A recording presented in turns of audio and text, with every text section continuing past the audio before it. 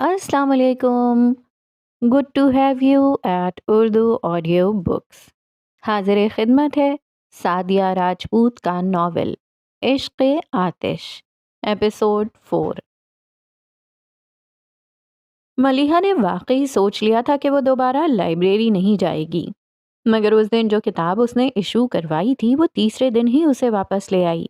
Library के अंदर कदम रखते ही उसने मोहतात नज़रों से हर तरफ का जायज़ा लिया था, और जब वो नजर नहीं आया तो मुतमईन सी होकर किताब वापस करके बाहर आ गई।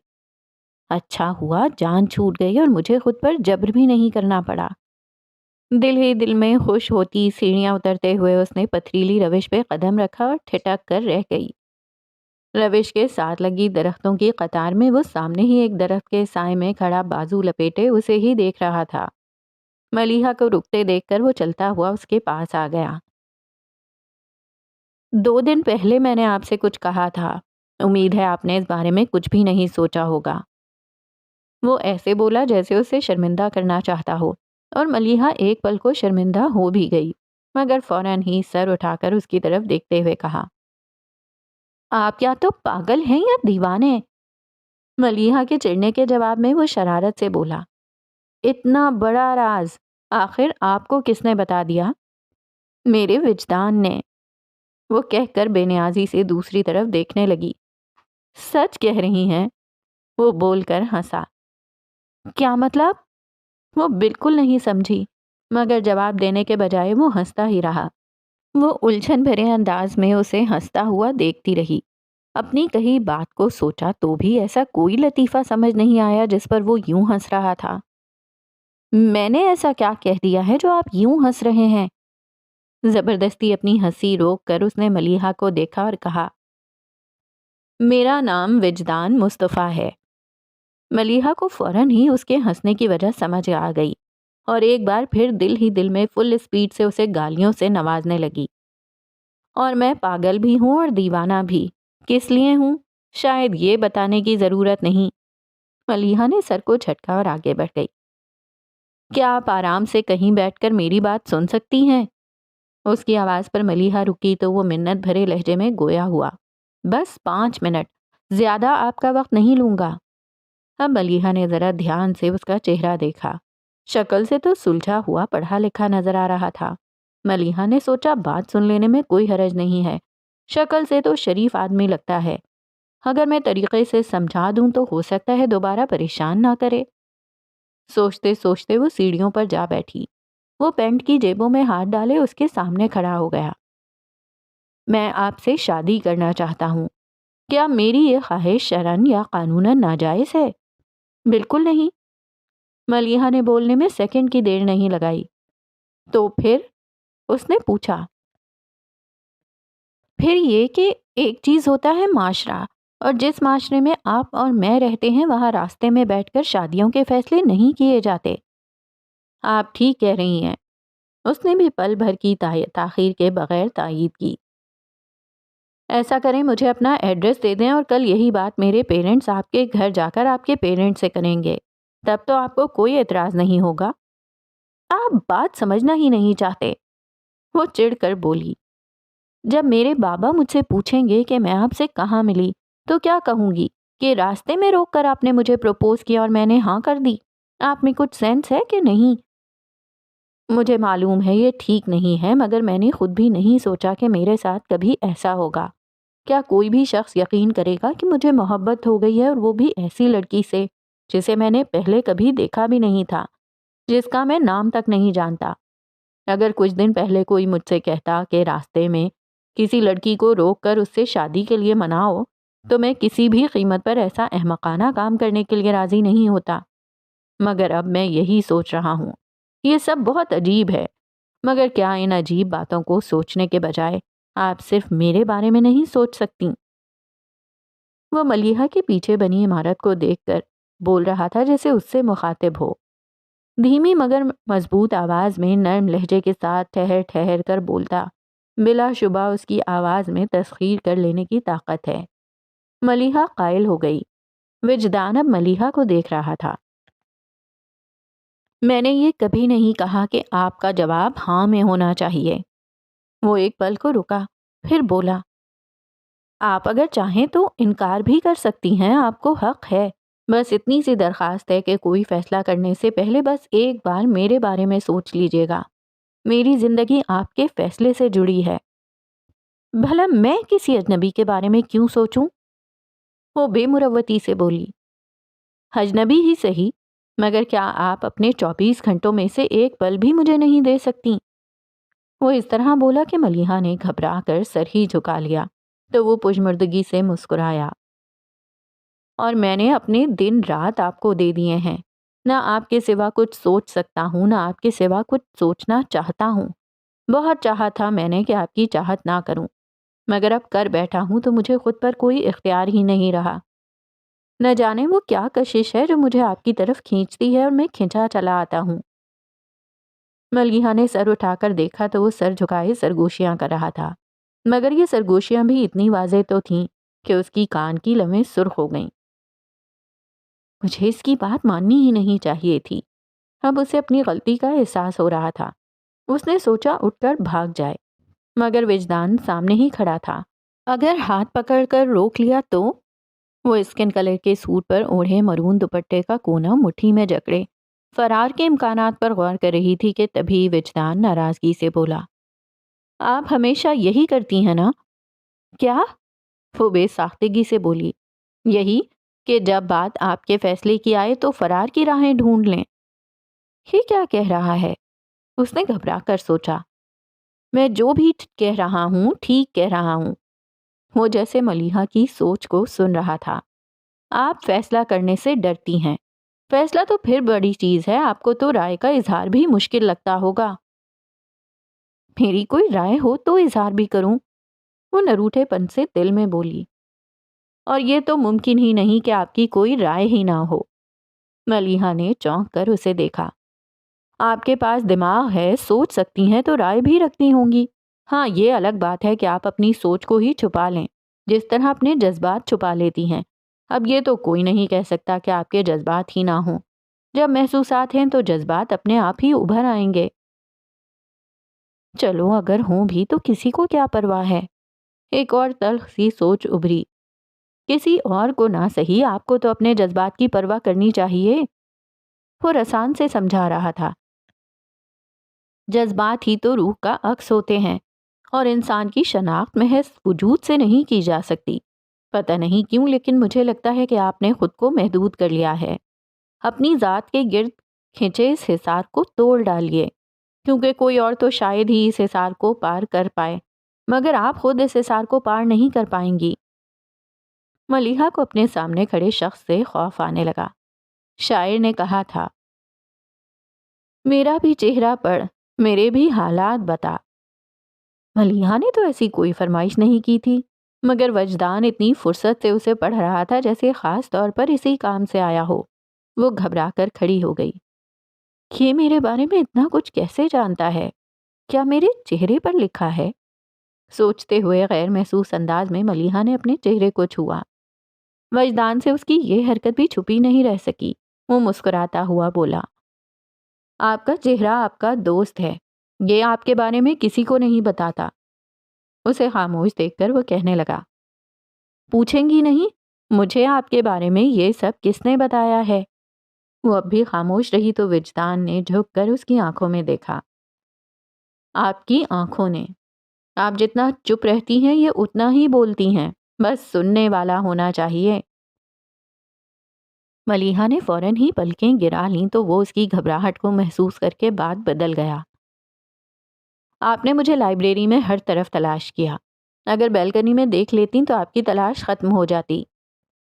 ملیحہ کو یاد آیا کہ لائبریری میں بیلکنی بھی تھی اور اس دن اس نے وجدان کی تلاش میں ہر طرف دیکھا تھا، لیکن بیلکنی کی طرف اس کا دھیان ہی نہیں گیا تھا۔ آپ کتاب کو پڑھا کرتی اور میں آپ کو۔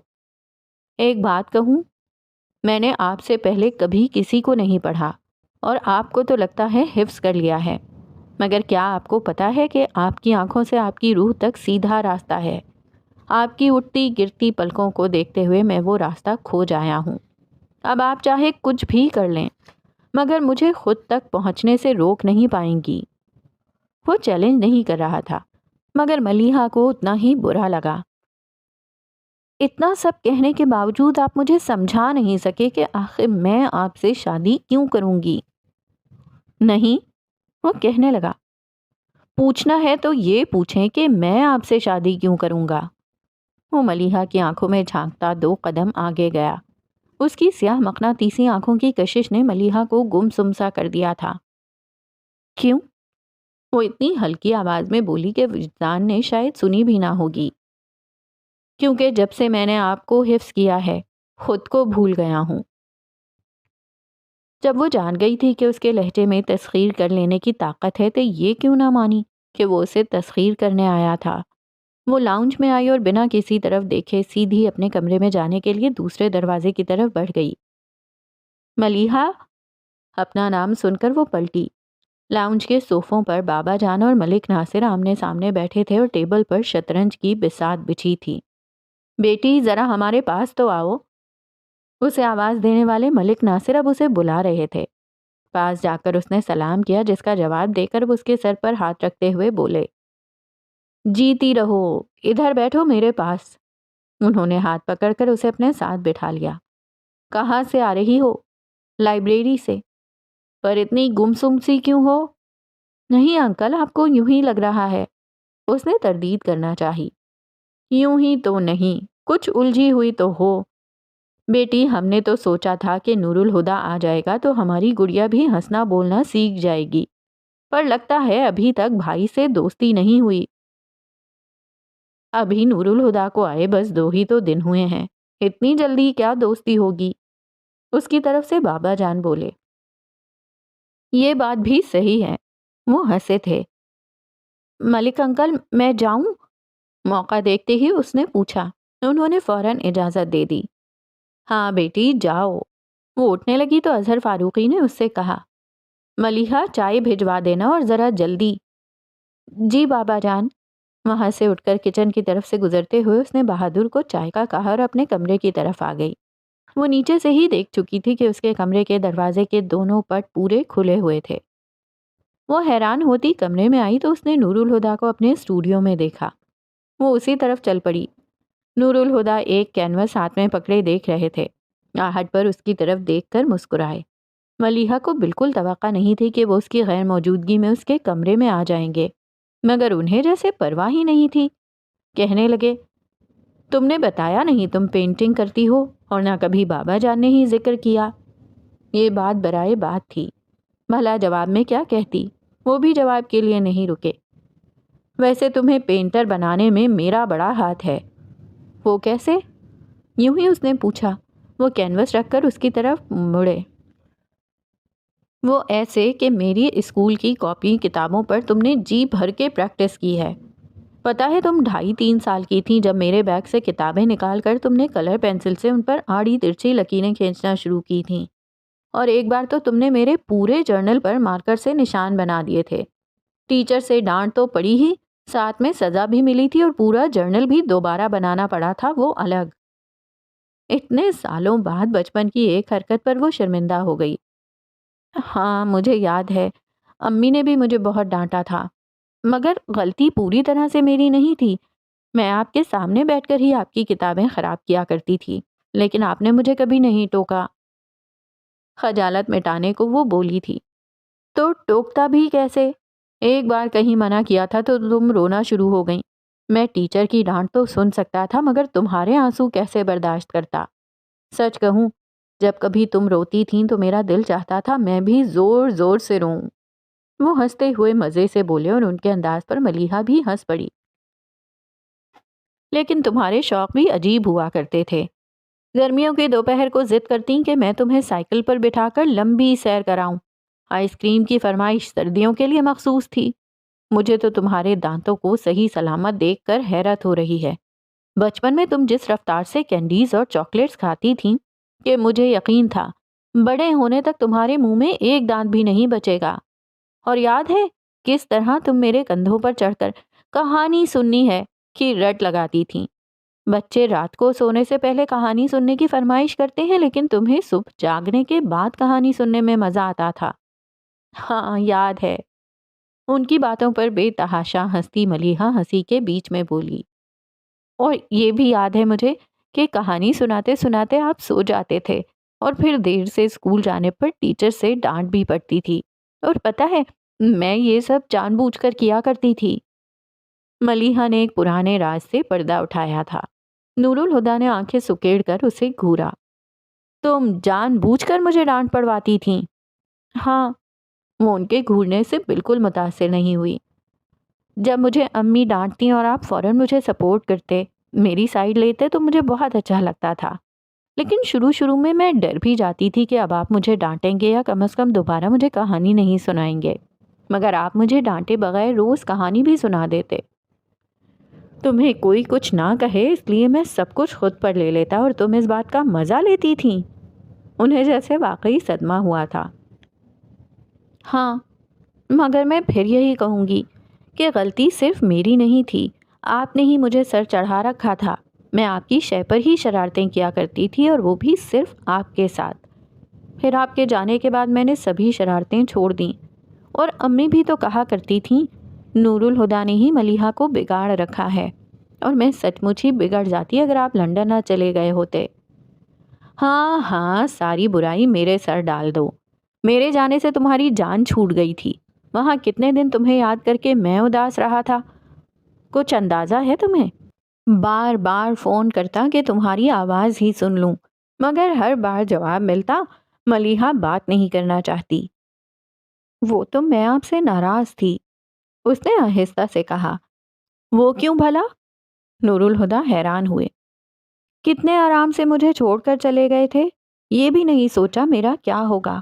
امی تو ہمیشہ بیمار ہی رہتی اور بابا جان کبھی بھی بہت دنوں کے لیے گھر نہیں رہے۔ میرا سارا وقت بس آپ کے ساتھ ہی تو گزرتا تھا۔ مجھے آپ کے چلے جانے پر بہت غصہ آیا تھا، اسی لیے جب آپ کا فون آتا تو میں چھپ جاتی تھی۔ اتنی لمبی ناراضگی کہ پھر سالوں تک بات ہی نہیں کی؟ وہ شکوہ کر رہے تھے۔ ایسا تو نہیں تھا کہ کبھی بات ہی نہیں کی، فون تو میں بھی کیا کرتی تھی۔ ہاں، سال میں ایک بار۔ ایسی بھی کیا ناراضی؟ ناراضی تو بس شروع کے کچھ مہینوں تک ہی تھی، مگر پھر بہلنے کے ساتھ ساتھ میں آپ کو بھول بھی گئی تھی۔ بھلا تب میری عمر ہی کیا تھی، 6 یا شاید 7 سال۔ بہت جلدی ہی اجنبی ہو گئے تھے آپ، اسی لیے آپ سے فون پر بات نہیں کر پاتی تھی۔ جانتا تھا تم مجھے بھول چکی ہو۔ وہ اچانک ہی سنجیدہ ہو گئے۔ ملیحہ کو اچانک ہی احساس ہوا کہ وہ جان بوجھ کر اس کے بچپن کے حوالے سے بات کر رہے تھے اور اسے پتہ بھی نہیں چلا کہ کس طرح باتوں باتوں میں وہ ان سے بے تکلف ہو گئی تھی۔ فرینڈز؟ انہوں نے اپنا ہاتھ اس کی طرف بڑھایا تو ملیحہ نے بلا تعمل ان کا ہاتھ اپنے ہاتھ میں لے لیا۔ Always and for ever. انہوں نے پل بھر کو اس کا ہاتھ تھام کر چھوڑتے ہوئے ایک پیکٹ اٹھا کر اس کی طرف بڑھایا۔ یہ وہی پیکٹ تھا جو ملیحہ اس دن ان کے سامان میں دیکھ چکی تھی۔ پرانی دوستی کی نئی شروعات کے لیے۔ انہوں نے مسکرا کر اسے دیکھتے ہوئے کہا، تو اس نے بھی ایک مسکراہٹ کے ساتھ پیکٹ ان کے ہاتھ سے لے لیا۔ تھینک یو ہادی بھائی۔ اوہ گاڈ! وہ بے پناہ خوشی کا اظہار کرتے ہوئے بولے۔ کان ترس گئے تھے اس طرز تخاطب کو سننے کے لیے۔ وہ خجل سی ہو گئی۔ کھلے دروازے پر بہادر کی دستک پر وہ دونوں ہی ادھر متوجہ ہو گئے۔ کہیے بہادر صاحب، آپ کو کیا کہنا ہے؟ نور الہدیٰ کے اس طرح بولنے پر وہ کچھ شرما سا گیا اور کہا، بی بی صاحب کے لیے سمیرہ بی بی کا فون ہے۔ وہ فوراً ہی کھڑی ہو گئی۔ سمیرہ تمہاری فرینڈ ہے؟ ہاں، اس نے کہا، پھر خیال آنے پر بتایا، لیکن میری کزن بھی ہے، افتخار ماموں کی بیٹی۔ اچھا، انہوں نے کہا اور وہ جھٹ پٹ فون سننے کے لیے کمرے سے نکل گئی۔ رات عشاء کی نماز پڑھ کر ملیحہ اپنی ڈائری لیے بیلکنی میں آ گئی۔ جس کی نگاہ جسم کے پار جا سکتی ہو وہ بھی دل سے آگے احساس تک پہنچ کر رک جاتے ہیں، مگر وجدان مصطفیٰ عجیب شخص ہے، روح کی باتیں کرتا ہے، اور باتیں بھی ایسی کہ سنو تو دل چاہے سنتے ہی جاؤ۔ پر میری دعا ہے کہ میں وجدان مصطفیٰ سے دوبارہ کبھی نہ ملوں۔ مجھے ڈر ہے کہ یہ مجھ سے وہ سب کروا لے گا جو میں کبھی کرنا نہیں چاہتی، جسے کرنے کی مجھ میں ہمت بھی نہیں ہے۔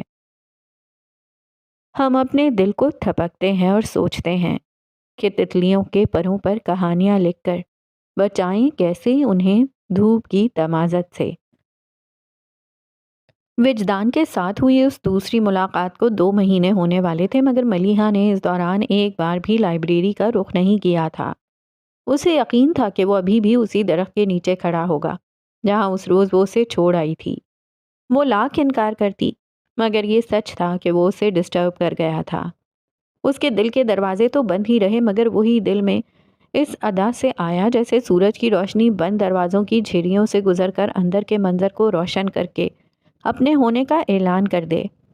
ملیحہ کی حالت اس نادان جیسی تھی جو ان عیاں ہوتے مناظر سے صرف نظر کرنے کو ہتھیلیاں آنکھوں پر رکھ لے، پر جب اجالے نے بند پلکوں میں بھی راستہ بنا لیا تو تڑپ کر وہی ہتھیلیاں آسمان کی طرف اٹھا دیں کہ سورج کو ہی ڈھانپ لیں۔ وجدان مصطفیٰ کے وجود سے پھوٹتی روشنی نے جب پہلے پہل ملیحہ کی آنکھوں کو چھوا تو اس نے اپنی آنکھیں بند کر لیں، اور پھر اسے پتہ ہی نہیں چلا کہ اس کی بے خبری میں اس کے آس پاس کتنا اجالا بکھر گیا تھا، اور جب معلوم ہوا تو وہ اندیشہ محبت سے گھبرا اٹھی۔ عجیب سی حالت ہو گئی تھی اس کی، بیٹھے بیٹھے چونک جاتی، بولتے بولتے ایک دم ہی چپ ہو جاتی، اور جب کچھ سمجھ نہیں آتا تو نور الہدیٰ کے پاس پہنچ جاتی۔ اظہر فاروقی نے ملیحہ میں آئی ان تبدیلیوں کو محسوس بھی نہیں کیا تھا، لیکن نور الہدیٰ نے نہ صرف ان تبدیلیوں کو محسوس کر لیا تھا بلکہ وہ ٹھٹک بھی گئے تھے۔ ملیحہ کا بے اختیار اپنی طرف آنا انہیں چونکا گیا تھا۔ انہیں اسٹڈی میں بیٹھے کام کرتے ہوئے بہت رات ہو گئی تھی۔ انہوں نے وال کلاک کو دیکھا جو 12 بجا رہا تھا، پھر باقی کام کل نمٹانے کا سوچ کر وہ پیپر سمیٹنے لگے۔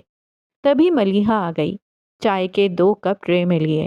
اس نے ٹرے ٹیبل پر رکھی، خود بھی ایک چیئر پر بیٹھ گئی۔ تم تو جلدی سو جاتی ہو، آج ابھی تک کیسے جاگ رہی ہو؟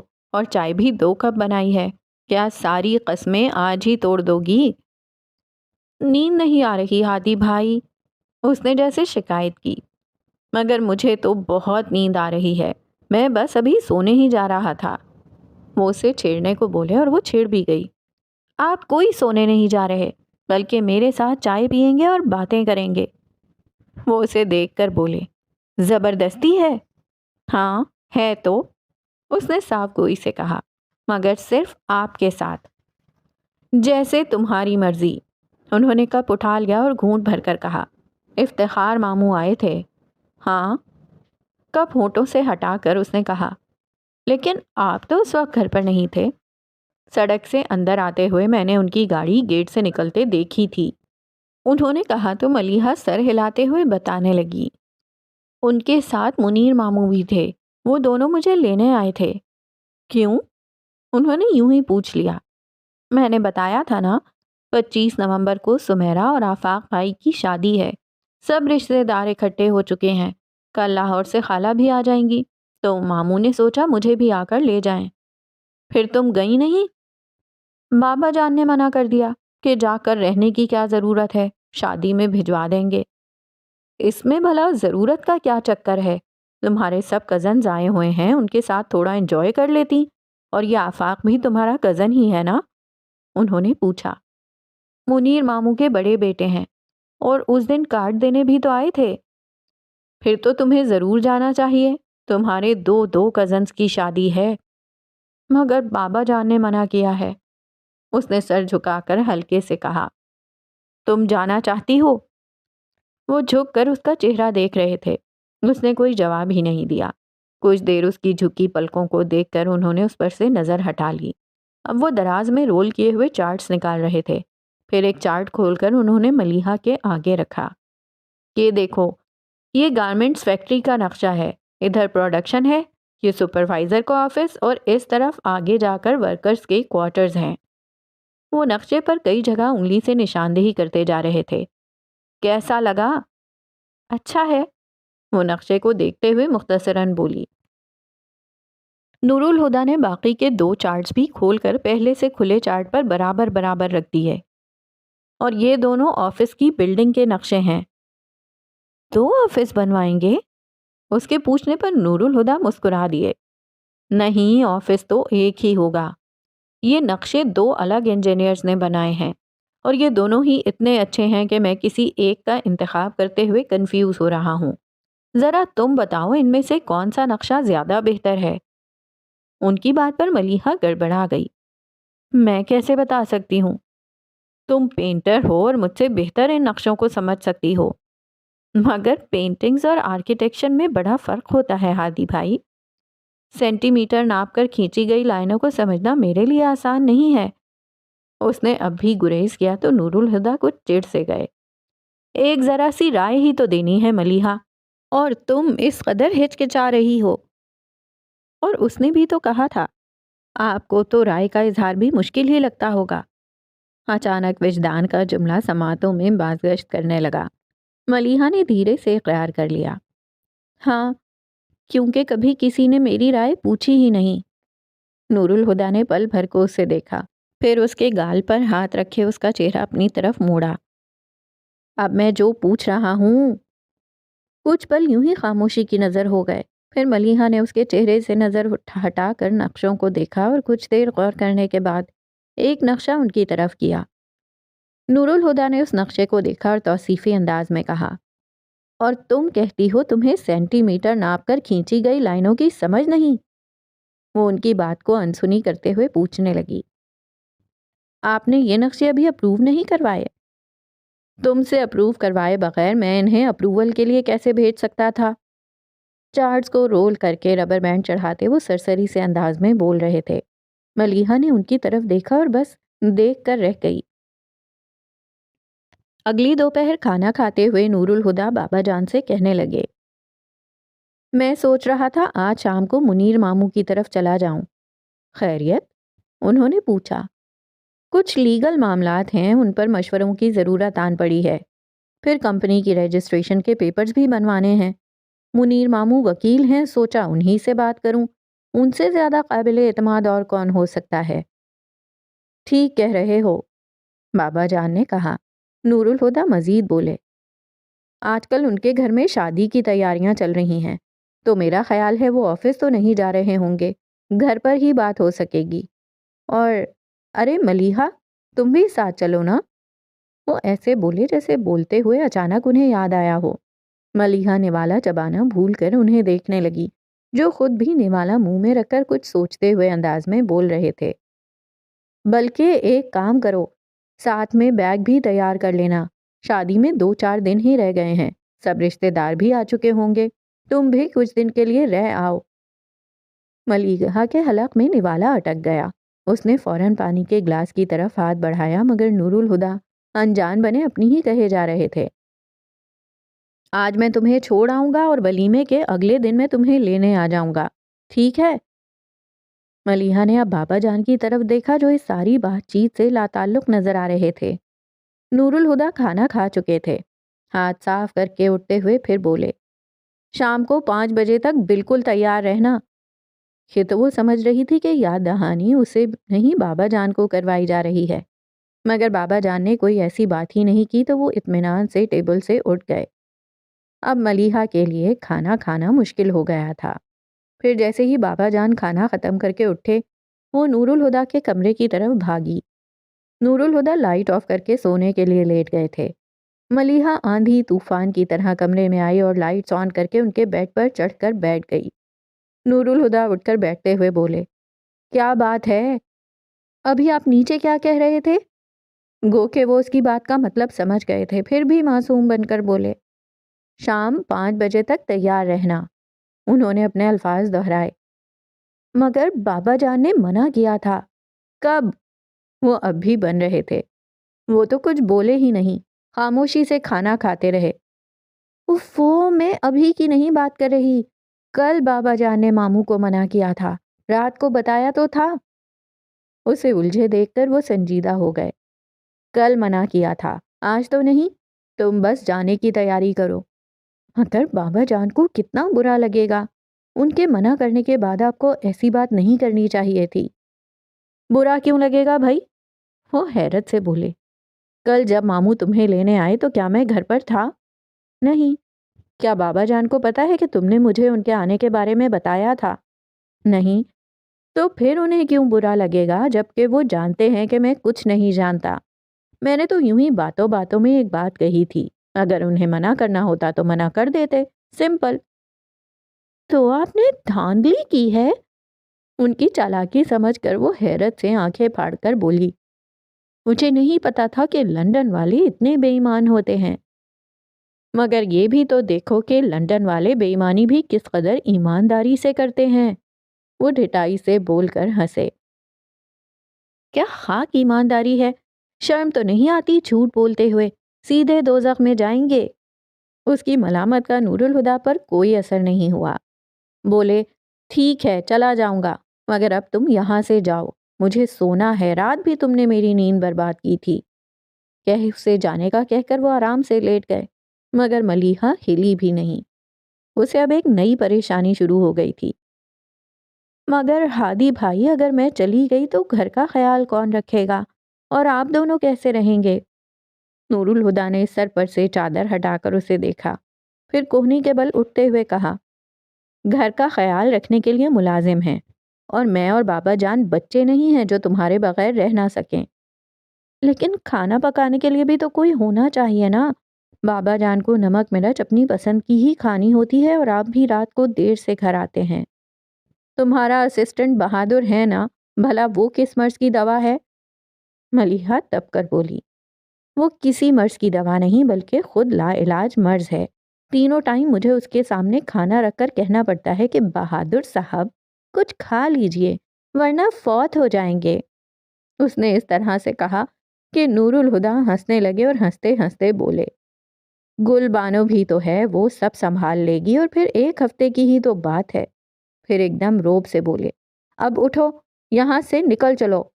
انہوں نے ہاتھ پکڑ کر اسے بیڈ سے اٹھا دیا، مگر وہ گھوم کر واپس بیٹھتی ہوئی کہنے لگی، ہادی بھائی ایسا کرتے ہیں، آج جانے کے بجائے 2 دن بعد مہندی کے دن رہنے چلی جاؤں گی، پھر ولیمے میں تو آپ آئیں گے ہی، تو آپ کے ساتھ ہی واپس آ جاؤں گی۔ اسے اب تک جوڑ توڑ میں الجھے دیکھ کر وہ گہرا سانس بھرتے اٹھ بیٹھے۔ تمہیں ایسا کیوں لگتا ہے کہ میں اور بابا جان تمہارے بغیر نہیں رہ پائیں گے؟ آخر ایک نہ ایک دن تم شادی کر کے تو چلی ہی جاؤ گی۔ ایک پل وہ ان کی بات پر شرمائی، پھر ڈھیٹ بن کر بولی، میری شادی ہو گئی تو آپ کون سا کنوارے بیٹھے رہیں گے؟ دیکھ لیجئے گا، میرے جانے کے بعد آپ کی بیگم آ کر مجھے ریپلیس کر دیں گی۔ بہت بولنے لگی ہو، مگر مزید میں تمہاری کوئی بات نہیں سن سکتا، مجھے سونا ہے۔ لیکن ہادی بھائی، وہ پھر سے کچھ کہنے لگی تو نور الہدیٰ چادر پھینک کر بستر سے اٹھے اور اسے بازو سے پکڑ کر باہر کی طرف لے جاتے بولے، تمہارے جتنے بھی لیکن ویکن ہیں اگر مگر ہیں ان کا جواب میں شام میں دوں گا۔ اگر تم نے 5 بجے سے پہلے میرے کمرے میں قدم بھی رکھا تو تمہیں ایسی جگہ چھوڑ کر آؤں گا کہ کبھی چاہ کر بھی واپس نہ آ سکو گی۔ اسے کمرے سے باہر چھوڑ کر وہ واپس اندر مڑے تو ملیحہ بھی، ہادی بھائی بات سنیں، کہتی ان کے پیچھے آئی، مگر دروازہ دھاڑ کرتا اس کے منہ پر بند کیا۔ ملیحہ نے مکہ بنا کر دروازے پر مارنے کے لیے اٹھایا، مگر پھر خود ہی ہاتھ گرا کر منہ بناتی کمرے میں آ گئی۔ کمرے میں آ کر اس نے اپنا بیگ تیار کیا، پھر شام کے لیے کپڑے نکال کر پریس کیے۔ ٹھیک 5 بجے وہ تیار ہو کر نور الہدیٰ کے کمرے کے دروازے پر دستک دے رہی تھی۔ ان کی آواز پر وہ دروازہ کھول کر اندر آ گئی۔ نور الہدیٰ بلیک ڈریس پینٹ پر بلیک ہی شرٹ پہنے، گلے میں ایک میرون اور دوسری براؤن ڈاٹس والی ٹائی لٹکائے ڈریسنگ کے سامنے کھڑے تھے۔ اسے دیکھ کر بولے، ملیحہ ذرا بتانا تو دونوں میں سے کون سی ٹائی زیادہ سوٹ کرے گی؟ بیگ وہیں سائڈ پر رکھتے ہوئے وہ ان کی طرف دیکھ کر بولی، آپ ہر بات میں میری رائے لینا ضروری کیوں سمجھتے ہیں؟ انہوں نے دو بدو جواب دیا، اور تم ہر بات میں بحث کرنا ضروری کیوں سمجھتی ہو؟ اس نے سر جھٹکا، پھر 2 قدم آگے آ کر ایک نگاہ ان کے سینے پر ڈالی اور جا کر الماری میں سے کچھ ڈھونڈنے کے بعد ان کی طرف آ گئی۔ پھر ان کے گلے سے دونوں ٹائیاں نکال کر ہاتھ میں پکڑی ایش گرے کلر کی ٹائی ان کے گلے میں باندھنے لگی۔ غیر ارادی طور پر ہی نور الہدیٰ کی نگاہ اس پر ٹک گئی تھی۔ وہ اس وقت سفید رنگ کی جارجٹ کی شلوار پر شیفون کی قمیض پہنے، سفید شیفون کا ہی دوپٹہ کندھوں پر پھیلائے کھڑی تھی۔ کانوں میں سفید موتیوں کے آویزے تھے، آنکھوں میں کاجل کی سی پتلی سی لکیر اور ہونٹوں پر نیچرل شیڈ کی لپسٹک لگا کر بال کمر پر کھلے چھوڑ رکھے تھے۔ کبھی کبھی ایسا ہوتا تھا کہ نور الہدیٰ اسے دیکھتے دیکھتے ایک پل کو سب کچھ فراموش کر بیٹھتے، جیسے ابھی انہیں کچھ ہوش نہیں رہا تھا۔ ٹائی کی نوٹ لگا کر کالر صحیح کرتے ہوئے ملیحہ ان کی طرف دیکھ کر یوں ہی مسکرائی تو نور الہدیٰ فوراً سنبھلے اور مڑ کر آئینے میں ٹائی ٹھیک کرنے لگے، مگر آئینے میں بھی ان کی نگاہ ملیحہ کے عکس پر تھی۔ تم سفید رنگ مت پہنا کرو، ان کی آواز پر ملیحہ حیرت سے مڑ کر بولی۔ کیوں؟ اس رنگ میں تم اتنی پیاری لگتی ہو کہ ڈر لگتا ہے کہیں تمہیں نظر نہ لگ جائے۔ ہادی بھائی، وہ ایسے بولی جیسے کہہ رہی ہو کہ آپ بیکار کی باتیں کر رہے ہیں۔ ایک منٹ، اسے رکنے کا کہہ کر نور الہدیٰ نے دراز سے کیمرہ نکال کر آنکھوں پر لگا لیا۔ یہ کیا کر رہے ہیں؟ نور الہدیٰ نے کیمرہ نیچے کرتے ہوئے کہا۔ تصویر کھینچ رہا ہوں، مگر مفت میں نہیں کھینچوں گا، بدلے میں ایک مسکراہٹ ملنی چاہیے۔ اور ملیحہ فوراً ہی مسکرا اٹھی۔ اس کی مسکراہٹ کو ہمیشہ کے لیے قید کر لیا۔ پھر بابا جان کے کمرے کی طرف آ گئے۔ وہ دروازے کی طرف ہی متوجہ تھے۔ نور الہدیٰ سے ایک قدم پیچھے اندر آتی ملیحہ نے انہیں دروازے کی طرف دیکھتے پایا تو گھبرا کر نور الہدیٰ کا ہاتھ تھام لیا۔ نور الہدیٰ نے اس کے ہاتھ کو اپنی مضبوط گرفت میں لے لیا اور ہلکے سے جھٹکے سے اسے اپنے قریب کر لیا، اتنا کہ اس کا شانہ نور الہدیٰ کے بازو کو چھونے لگا تھا۔ یہ ساری کارروائی بڑے ہی غیر محسوس انداز میں ہوئی تھی، پھر بھی بابا جان کی عقابی نظروں سے چھپ نہ سکی۔ بیٹی اور بھتیجے کے اس اتحاد کو دیکھ کر ایک انوکھا خیال اچانک ہی ان کے ذہن میں آیا تھا۔ نور الہدیٰ ملیحہ کو ساتھ لیے ان سے 2 قدم کے فاصلے پر رک کر بولے، ہم دونوں بس جا ہی رہے تھے، آپ کو اللہ حافظ کہنے آئے تھے۔ وہ ابھی تک اسی خیال کے زیر اثر تھے، زیر لب مسکرا دیے۔ نور الہدیٰ ان کی معنی خیز مسکراہٹ کا مطلب تو نہ سمجھے، پر اسے ہی غنیمت خیال کرتے ہوئے بولے، اللہ حافظ کہہ کر پلٹ گئے۔ ملیحہ نے بھی جھٹ سے اللہ حافظ بابا جان کہا اور ان کے ساتھ ہو لی۔